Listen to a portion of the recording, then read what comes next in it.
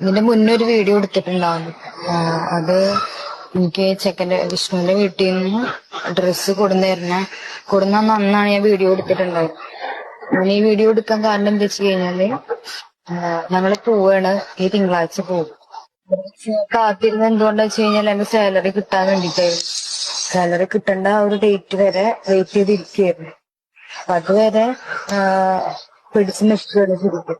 ഇത് കിട്ടിക്കഴിഞ്ഞാല് ഞങ്ങൾ പോകും. പിന്നെ ഇതിന്റെ പേരിൽ ആരും ഞങ്ങൾ അന്വേഷിച്ച് വരാനാണ് ഒന്നിനും നിൽക്കരുത്. കാരണം എനിക്ക് എന്റെ ഇഷ്ടമുണ്ട്. എനിക്ക് 22 വയസ്സായിട്ട് എനിക്ക് എന്റെ ഇഷ്ടത്തിനനുസരിച്ച് ജീവിക്കാനാണ് എനിക്ക് താല്പര്യം. ഞങ്ങൾ പോയി കഴിഞ്ഞാൽ ആരും ഞങ്ങളെ അന്വേഷിക്കാനോ ഒന്നിനും വരരുത്. കാരണം എനിക്ക് എന്റേതായ ഇഷ്ടം കാര്യങ്ങളുണ്ട്. ഞങ്ങൾ അന്വേഷിച്ച് പിടിച്ചിട്ട് ഞങ്ങൾ പോകണം. അപ്പോ ഇതിന്റെ പിന്നിൽ ഇനി ആരും ഞങ്ങൾ അന്വേഷിക്കാനോ പിടിക്കാനോ വരരുത്. പിന്നെ ചേച്ചിയോട് പറയാനുള്ള വെച്ച് കഴിഞ്ഞാല് ഞാൻ ഏട്ടനായിട്ട് പോകുന്നുണ്ട്. ചേച്ചിക്ക് അതായത് ഏട്ടനെ ഞാൻ അവിടെ പിടിച്ച് കൊണ്ടുപോകാനോ ഒന്നല്ല കൊണ്ടുപോകണം.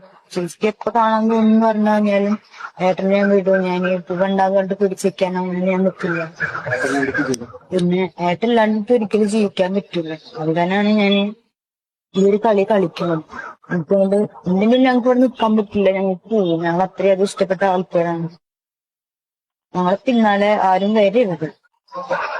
ഇത് മാത്രല്ല എന്റെ കൂടെ ഏട്ടനും ഉണ്ട്.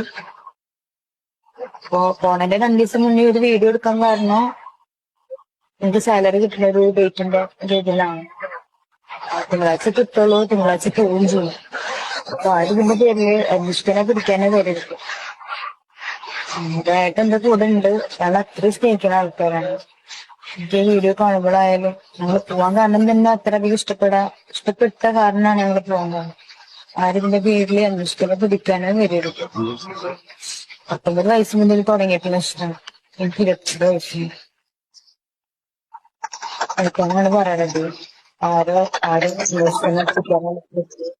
വിളിച്ചാലും ചെയ്യാം. അന്വേഷിക്കാൻ വന്നാലും ശരി, ഒരിക്കലും ഏട്ടനൊക്കെ പോകുന്നില്ല. ഏതൊരു കേസ് കോടതിയിലായാലും എനിക്ക് പറയാനുള്ള കാര്യങ്ങൾ ഞാൻ പറഞ്ഞു.